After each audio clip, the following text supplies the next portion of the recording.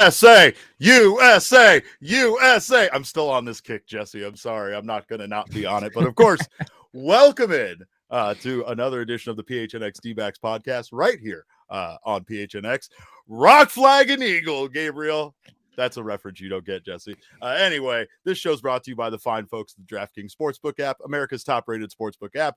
My name is Derek Montilla, occasionally known as your mayor of PHNX. This guy next to me is the vice mayor. He's also the thunderstick, one and only Jesse Friedman.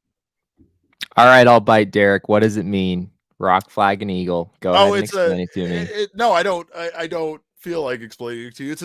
It's Always Sunny in Philadelphia reference, and you have to watch the episode. I'm not ruining that for you, but I will say that I'm very excited to watch the U.S. taking on Iran today in a must-win situation for USA. USA is up 1-0. They should be up 2-0 on one of the closest offsides calls I've ever seen. I know this isn't a soccer podcast, and I apologize for coming in hot with this. I'm just excited. I hope you guys are joining us here at halftime. We'll take anybody that loves sports to come on in. Don't worry about their halftime show. You'll get back to that soon enough. But baseball does share, Jesse, some similarities to soccer.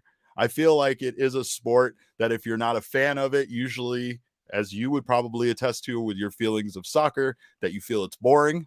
I think people think that about baseball, but if you're a fan, you love the intricacies of the play. You really are into it. You couldn't even imagine someone calling it boring, right? Yeah. Oh, absolutely. Which to be fair, I will say that I've come around on soccer maybe just a slight bit. Let's go. Primarily just because I've seen Jesse.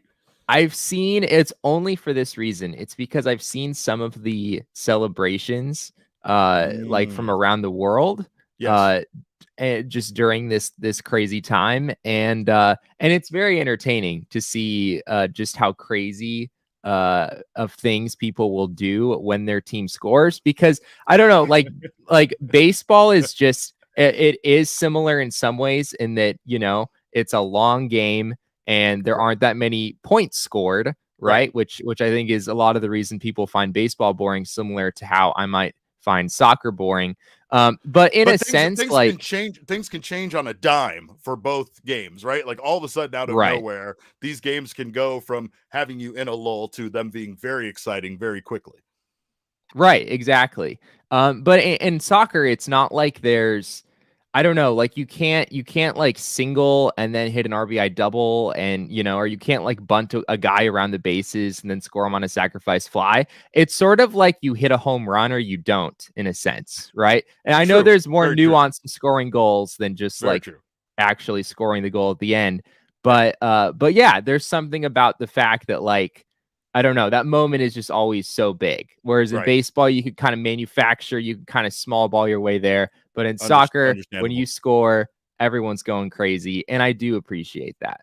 And in baseball, when you go up by 1, you can't drop all your guys back defensively and just play a defensive game and not really worry about hitting the rest of the game. You know what I mean? Like soccer is very, very different when it comes to that. But Michael in the comments says, I judge people who say baseball is boring, and I couldn't agree more. Honestly, when people tell me that, my instant reaction is we'll never connect. You and I will never see eye to eye on anything, but that's only because baseball is one of the only sports where someone can have a 20-year career and still walk away, Jesse, at a time where you feel like, really? You're leaving? Because MLB legend Miguel Cabrera announced in an interview on Monday that this upcoming season will be his last. Cabrera told MLB.com, I think it's going to be my last year. It feels a little weird to say that. I thought I'm not going to say never, but I think it's time to say goodbye to baseball. Yeah, I mean, what's crazy, he still had a vesting options in both 2024 and 2025 built into his contract. So it's wild to me that there was ever any potential for it to possibly go longer than it has already gone. This is a 8-year, $240 million deal that Miguel Cabrera is about to enter the final year of, which still blows my mind. But yeah, I mean, Miguel Cabrera has just been an absolute legend for his entire career, right? He's one of 3 guys in NL/AL history who has 3,000 hits. He has 500 home runs, right? He's probably the best Venezuelan player to ever play the game. So yeah, I mean, he's gonna leave this sport knowing that he won, what is it, 2 MVP awards and was an All-Star 12 times. Although 12-time All-Star. To be fair, this most recent All-Star appearance, not so sure that was totally deserved. We hated that for sure. Yeah, absolutely. It might have been one of those situations where it was just an honor, just like it was given to Albert Pujols. But you know what?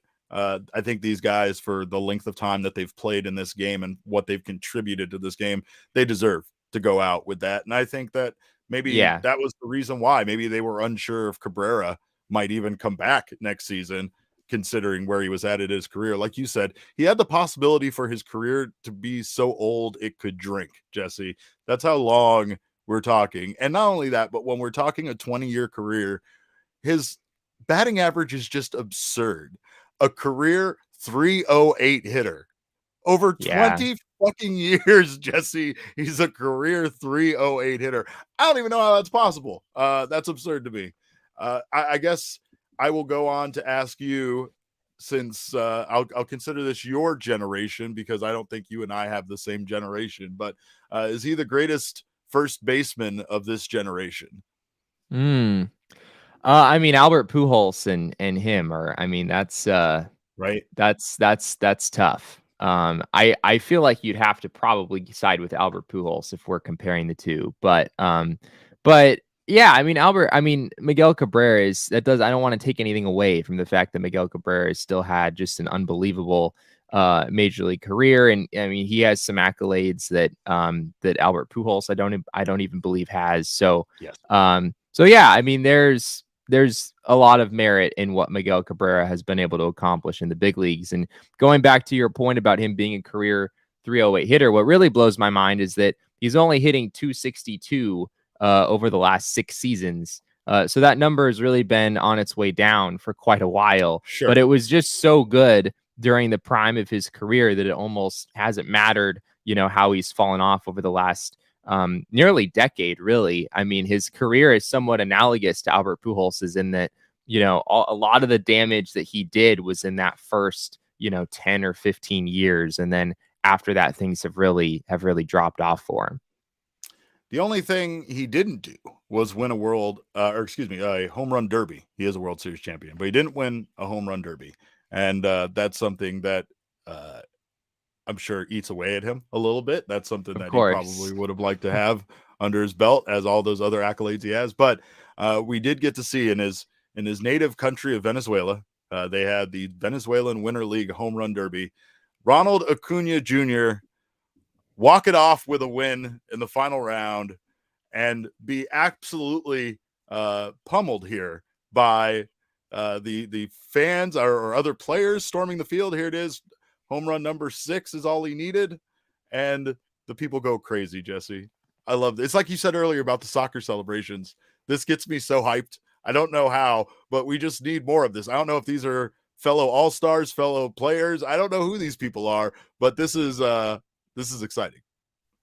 This is the only appropriate reaction to a guy winning the home run derby, right? And I'm fully convinced that this oh my gosh, this should trickle down all the way to the Arizona Fall League home run derby, Derek. Yes. I really think that they should allow all the kids and everyone to just storm on the field. Let's go.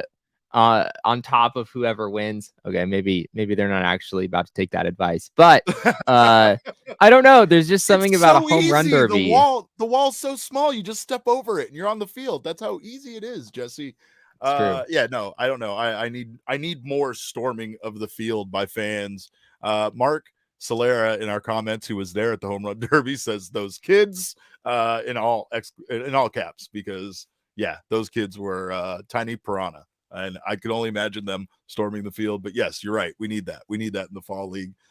This derby lineup, by the way, was kind of bonkers, Jesse. A lot of names you might recognize, including friend of the show, friend of the D-backs, Eduardo Escobar, in this home run derby. You got Wilson Contreras, Eugenio Suarez, Jose Altuve, Gleyber Torres, to name just a few. Ronald Acuña Jr., obviously your winner in there. This is not what I was expecting out of a Venezuelan Winter League home run derby. Why don't these guys not get enough baseball over 162 games? Jesse, what is going on? The only name that really sticks out to me, to be totally honest, if we can pull it back up one more time, is Balbino Fuenmayor. That is, his name is Balbino. What an incredible baseball name. Yeah. The great Balbino, right? That's all. That writes itself. Oh, I'm looking at his baseball reference page, and Balbino Fuenmayor, which I'm probably entirely butchering his name. I don't think you are. I'm digging the way you're pronouncing it. You're digging it? Okay. Yeah. I have him like playing some rookie ball with the Blue Jays like 15 years ago. And other than that, it looks like he kind of bounced around the minors but didn't really last. And so there you go. Now he's doing his thing there. But yeah, it is wild to see so many recognizable names there, right? Eduardo Escobar is in there, and it's a super fun event, I'm sure, to attend. And obviously, like you're saying, these guys just don't get enough baseball. So obviously not. Hopefully they feel a little bit more satisfied at this point of the winter. Michael scolded me in the chat. He said there's no such thing as too much baseball, Derek. You should know this. Gabriel updated us with this information. According to Cody Decker, Winter League ball pays you in a literal bag full of cash. Like, is there a better way to get paid than a bag full of cash? Like a cartoon style duffel, like a bag? Like, does it have a little dollar sign on the front? Because I'm fucking in. I totally understand this now, getting paid in a bag of cash. Come on now. Especially if it's actually under a table. Like if they hand you the bag of cash, Jesse, physically under a table. Couldn't get any better than that. But I'll tell you what won't take a bag of cash is brand new PHNX diehard membership. If you haven't signed up for one, I don't know what you're waiting for. We want to get you out this free stuff. Our deals are over, but that doesn't matter. If you sign up to get a diehard membership over at PHNX, you will get yourself a free PHNX shirt or hat, and you will get one every year after renewal.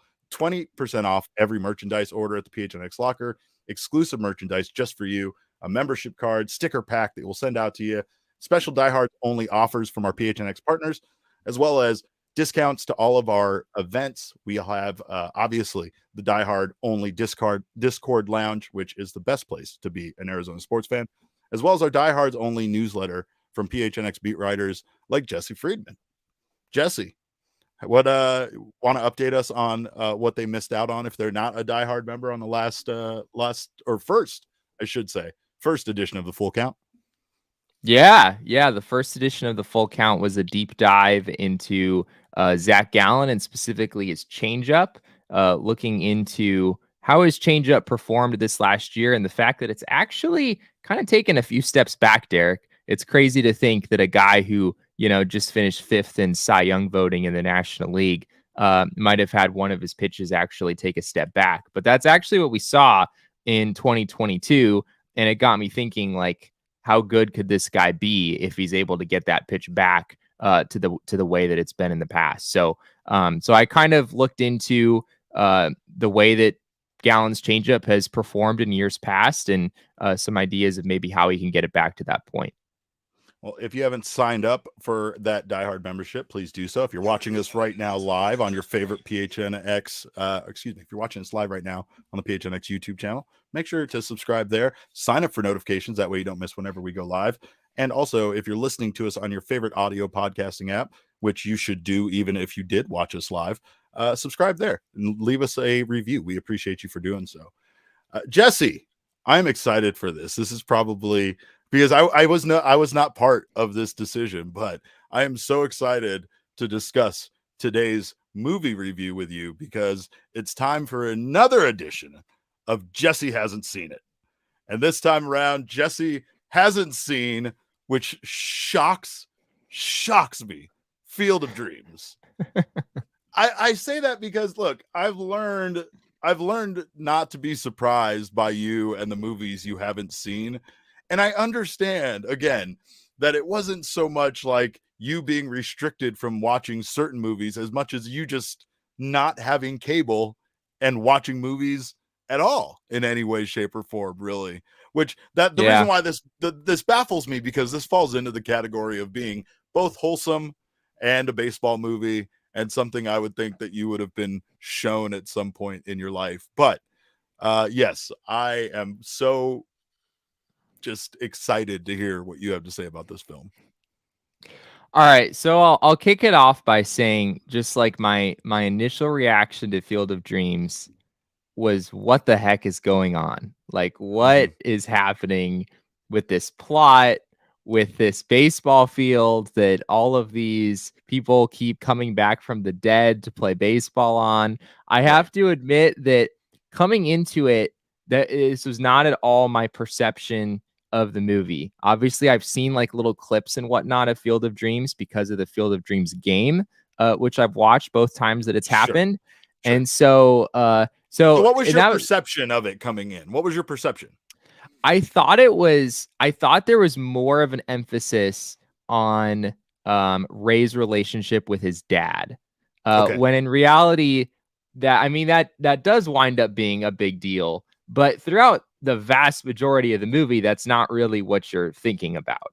The iconic moment of, can I have a catch? That whole thing is not nearly what I expected it to be.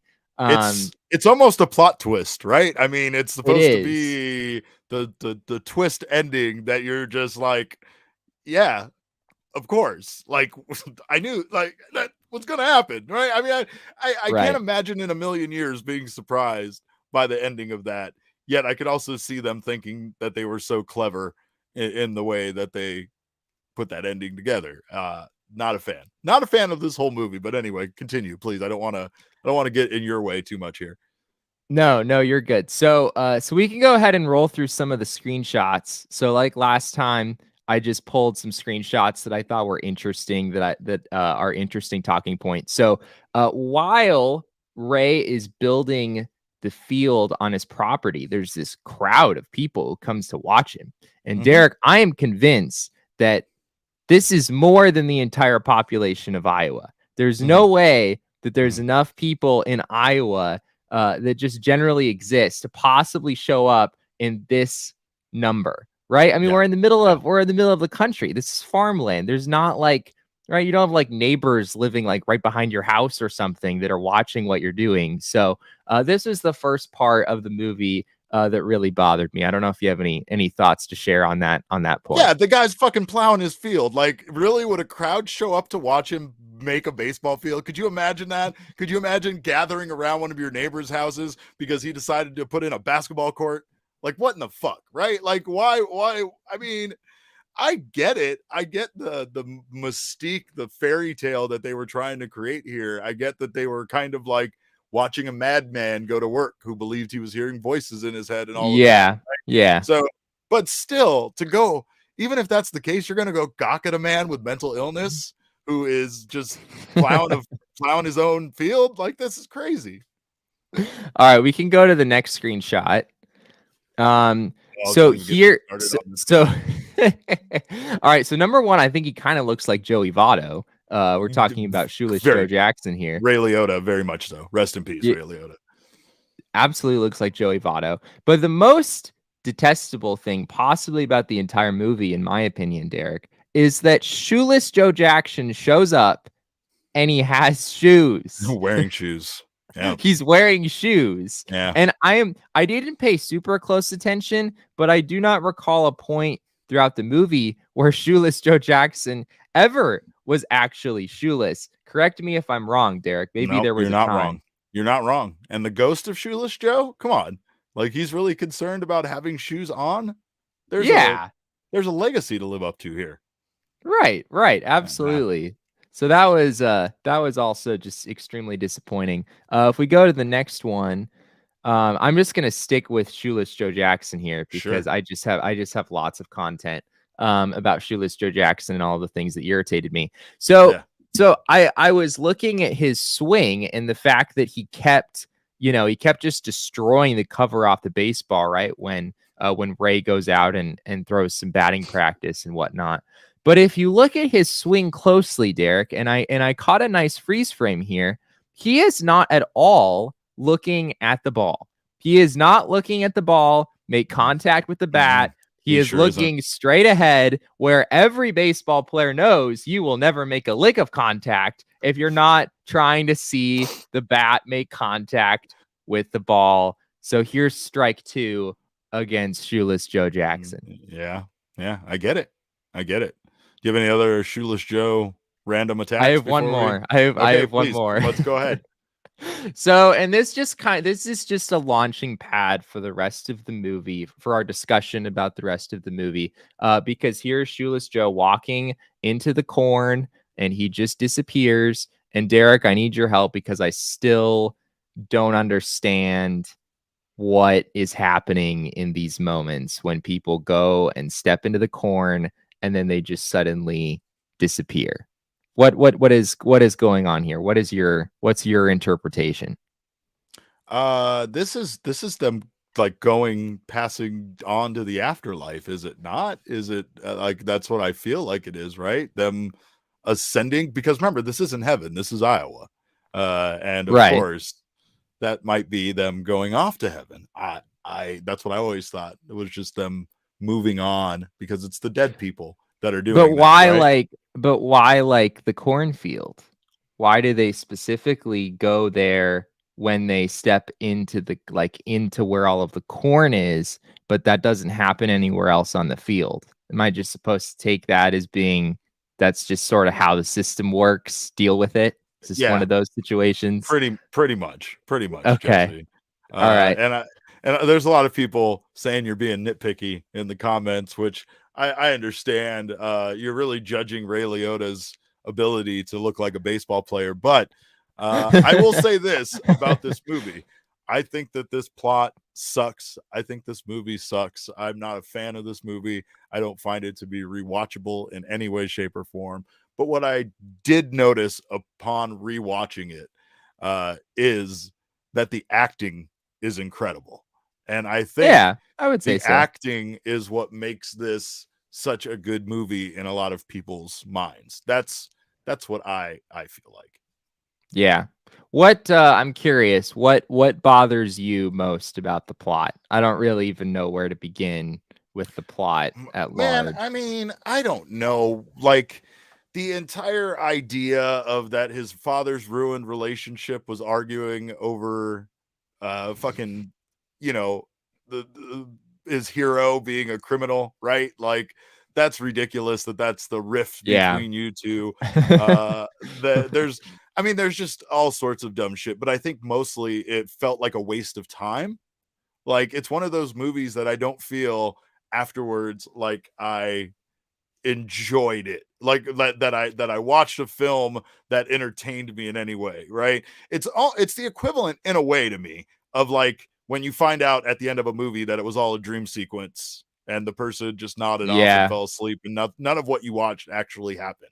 It's the same feeling of emptiness that the show Lost left me with after watching so many seasons and being in like chat rooms talking about it, all sorts of stuff. Don't even get me started on that. That's a whole other we could do one of our G-rated shows about that alone. But anyway, I just there's so many baseball movies that I love and I hold dearly because I just love baseball. So it's always it's always a step up above any other sports movie if it's a baseball movie. Like most of my favorite movies are baseball movies, but this one I have zero desire ever to watch it again. It's easily passable even if it's on TV. Like there's no scenes in the movie that I'm like, ooh, I'm gonna stick around and just catch this one scene because I really enjoy this part. But I will say, like I said, when you watch it again, you realize how incredible everybody in the movie is as an actor. And I think that's really what makes it an elite movie in people's mind. Mark says this movie is the D-backs bullpen of movies. God, I blushed. God bless you. I love you so much. All right. Let's see Jesse's let's see it. Let's see it. Let's see your review. Here are the ratings. So we've got scale. Once again, this is on the 0 to 100 scale. So 50 is like average, right? So I've got the music at a 94. I felt that was worth mentioning because I think it's James Horner who wrote the music. who used to do a bunch of movies back in the day. Yeah, the music is iconic, and I was somewhat familiar with the music going in because they played so much of it during the actual Field of Dreams game. There are lots of iconic moments in this movie. There's no question about that, which has been honestly probably the most fun part for me of just going back and actually watching these baseball movies that I probably should have watched like 15 years ago, is just that they have so many big moments, right? Like You're Killing Me Smalls is in Sandlot. And there were some more moments like that in this movie that of course I've heard a million times in other places, and now I know where they come from, even if I was sort of underwhelmed by where they came from. The plot I have is a 21, Derek. We could go into it more, accurate, but it's as fuck, Jesse. It's just kind of a mess. It was like somewhat difficult to follow, and I don't know. We're like really going on road trips, like going all over the place because he's hearing these voices. And I don't know. Like there's not really like a conflict and then a solution. It's just like kind of him going around doing all these crazy things, and his wife being on board because she's just cool like that, I guess, and his lets him go around and do whatever. You're absolutely right about his wife and how much she lets him get away with, for sure. But like Moonlight Graham was just minding his own business. It sounded like he was having a better life after baseball than he ever had in baseball, and you're just going around bothering this guy now to come back and have some unfinished business in baseball. Like, what the hell? Like, I thought the moral there was that he had a better life afterwards, right? Yeah, that didn't make any sense. And there's also the whole thing with him being transported back to 1972, so that the man is actually alive. There's just so many just bizarre things along the way that were very hard for me to buy into. But yeah, overall, Derek, I'm going with a 42, which I think is honestly pretty generous. God, I fucking hate that part so much. I hate this movie so much. Yes, you're very generous on all of your rankings, I think, looking at your rankings, to be honest. But I also understand what you're saying. Like, when you haven't seen movies, my daughter, obviously being 11 years old, hasn't seen a lot of stuff, right? And I'm not comparing you to my 11-year-old daughter, but she's probably seen more than I have. Yeah, for sure. But like, there's definitely this thing where my daughter like recognizes these scenes in movies that, or from shows that kind of made or I guess parodied or just kind of, paid homage to these iconic scenes from movies. And then she actually finally sees the movie and she goes, oh, that's what this is from, and it's funny to me for her to discover this stuff. But like you said, because of pop culture and just everything, you get a chance to see a lot of these iconic moments if you haven't even seen the movie or have any idea what it's about. Any final thoughts on Field of Dreams?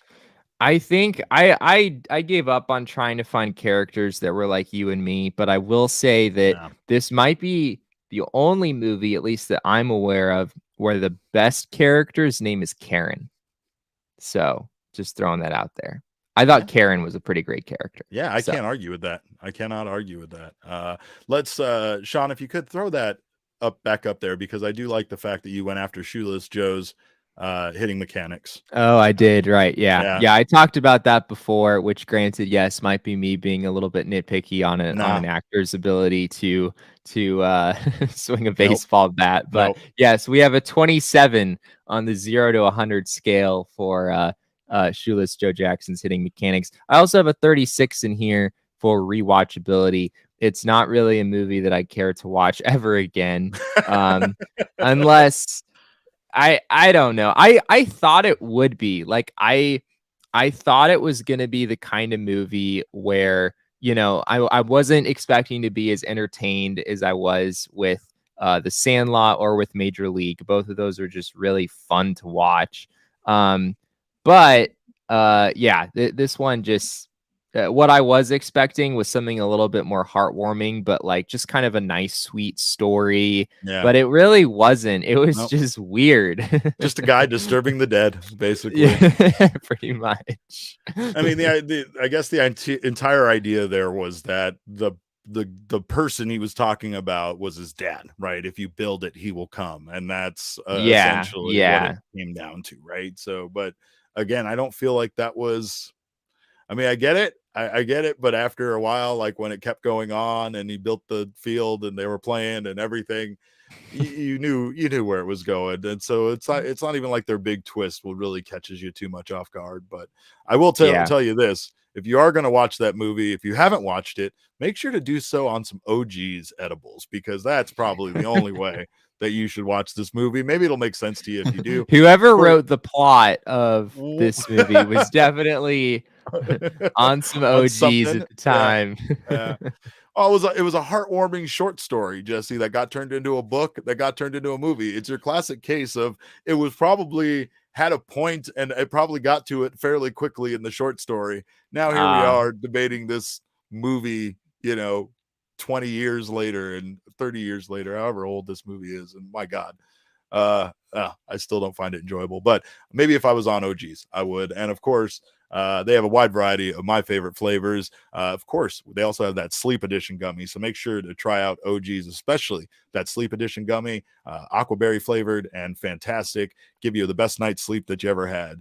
As always, you can find them at your local dispensary. Must be 21 years or older to enjoy, and enjoy responsibly. Right now, there is a World Cup watch party going on at Four Peaks Brewing Company, and from what I heard, as the kids would say, it's off the chain, Jesse.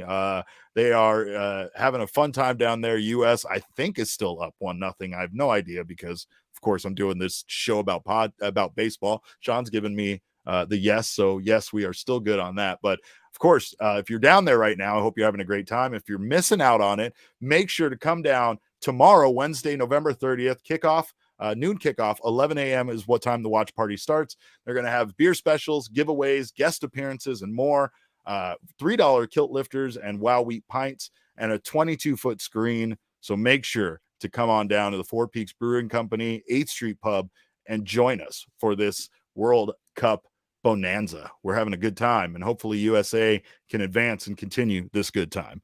Another person that was hoping to advance, Jesse, is a brand new chess player.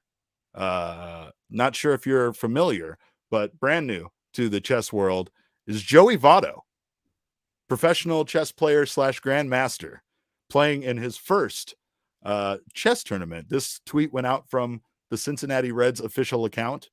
We know it's official because it says official. Thanks, Elon. Future Hall of Famer, future Grandmaster, Joey Votto, playing in his first over-the-board chess tournament.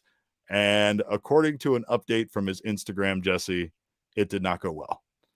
He said, first over the board chess tournament, wish me good luck. The Reds wished him good luck, saying, good luck, King. 4 hours later, he says, I got flattened by a 9-year-old, more like pawn. 9-year-olds are vicious when it comes to chess. I've seen some 9-year-olds just go absolutely crazy with a chessboard in the past. It's amazing what some kids can do when they have the proper training. I was not one of those 9-year-olds to get said training. And I'm horrible at chess, Derek. A lot of people assume that I would be good at chess because I have this analytical mind, and I was a math major in college and all this stuff. But I just don't have the I don't know. I don't have like the foresight that you need in order to like plan moves out and anticipate what your opponent is going to do. Ahead. Yeah. So I guess what I'm saying is Joey Votto need not be ashamed of his performance, because there are many 9-year-olds in the world that could absolutely destroy me at chess if they tried.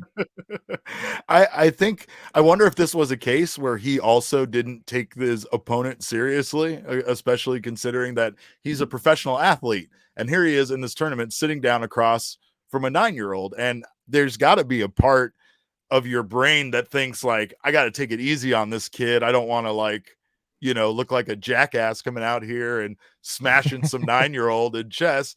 But then there's also has to be a part that thinks, oh my God, I can't lose to a 9-year-old in this tournament. And maybe all of that combined together for just a little too much pressure for Mr. Votto. I don't know. But I will say that I always knew I knew I picked the right office MVP because before we got on air, our very own Sean DePaz was telling us how he's an absolute king at chess. Of course, no surprise there. He's good at something else once again. He was on the chess club. He has a chess trophy, Jesse. Wow. These are all words that came out of his mouth that I just am still kind of thunderstruck by. I'm just still here flabbergasted by the things that he said to me before we came out. But I'm also really looking forward to Joey Votto's post-baseball career because this for me establishes that Joey Votto should have like a show where he goes and does stuff that he's bad at, considering he's so good at baseball. And I would watch that show. I would subscribe to a streaming service that had that show available on it just to watch that show. So I think that there's a good chance that his post-baseball career might be maybe even more entertaining than his time on the field. Oh, it's 100% going to be more entertaining than his time on the field. There's no question about that. I feel like Joey Votto has to be a prime candidate for like John Boy. I imagine will probably make a run at Joey Votto because he's just like so incredibly fun and everyone loves him. And for sure. Whoever picks up Joey Votto, they're going to have a ton of viewers because he just has a way of, I don't know, just being so entertaining when he's talking about baseball and his love for the sport and how passionate he is about expanding the game and trying to get more kids interested in it and whatnot. So he's going to be great for baseball wherever he goes after he's done playing the game, which it will be weird when a day comes when Joey Votto is no longer on the baseball diamond itself, but we might not be too far away from the end of those days. So we'll see. We're there with Miguel Cabrera, who is a guy that I both forget still plays in baseball, and yet it will be weird. Yeah, it will be weird that he doesn't play baseball anymore, much like Albert Pujols as well, right? So the end of an era for both of those guys. And I'm wondering with Miguel Cabrera, like, do we think that he's gonna pull an Albert Pujols, where his last year is not just like a sentimental, farewell tip of the cap tour everywhere he goes? Like, is Miguel Cabrera gonna come out and hit 35 bombs next year for the Tigers and like carry them into the postseason or something as one last hurrah? I don't know. I wouldn't. Here for it. Yeah, like I don't think that team's good enough, but that would be fun.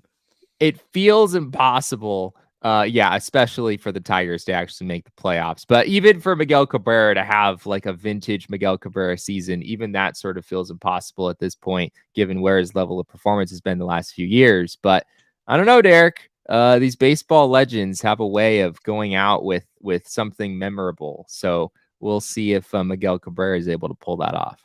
I'd love to see it. I'd love to see it. So here's the thing. If you haven't done so already, download the DraftKings Sportsbook app. Make sure to sign up and get yourself some free money using our promo code of PHNX. Download the app now. Use promo code PHNX and place a $5 pregame moneyline bet on any NBA team to win their game, and you will get $150 in free bets if they do. That's code PHNX only at the DraftKings Sportsbook app. Minimum age and eligibility restrictions apply. See show notes for details. And yes, Jesse, I'm going to say continue to bet on the Phoenix Suns. That's my best piece of advice as far as sports betting goes. The Suns are legit. And also make sure to check Gerald's piece out on Damian Lee, because he has a very good piece that is unlocked over at gophnx.com, along with Jesse's articles that you can all get over at gophnx.com. If you haven't had a chance to do so, check those out because they are available to you whether you are a diehard member or not.